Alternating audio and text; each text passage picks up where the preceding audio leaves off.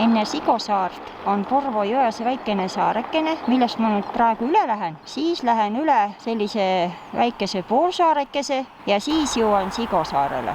Selle auto juht oli niivõrd viisakas, et kui ta nägi, et ma filmin, siis ta peatas oma auto. Ma siis vehkisin käega, et no mine. Siis ta tänas mind veel selle eest, et ma lubasin tal sõita.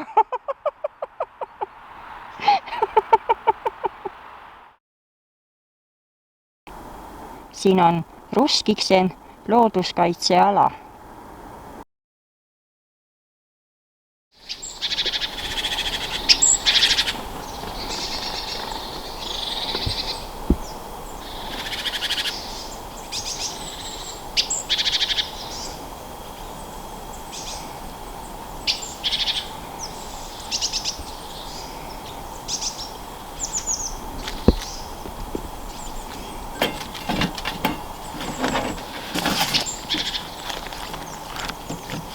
See on teade aastast 2000, et sellel aastal märtsi ja aprillikuus püütakse sellelt alalt minke ja supikoira.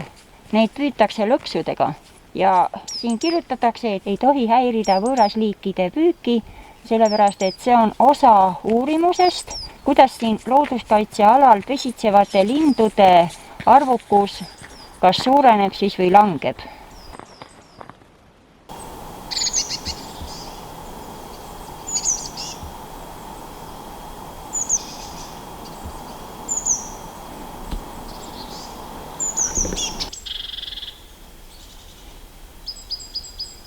Teadjand rahvas on oma rada käinud.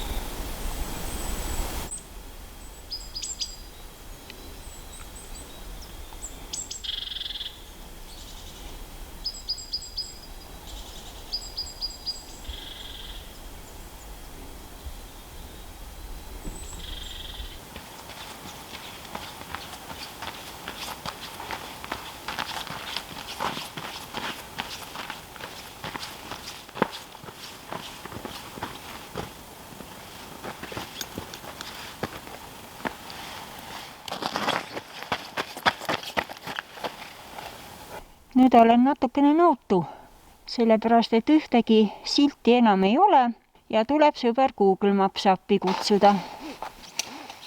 paarkümmend meetrit metsast välja tulles paremale ja siis olen selles samas kohas, kust see loodusrada algas.